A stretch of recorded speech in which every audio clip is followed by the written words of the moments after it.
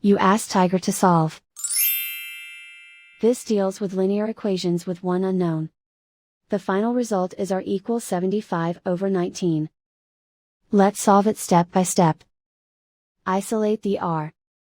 Multiply both sides by inverse fraction 3/19.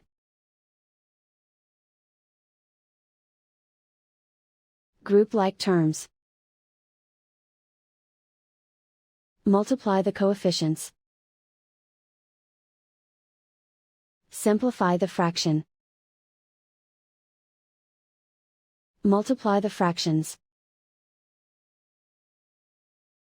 Simplify the arithmetic. And so the final result is R equals 75/19.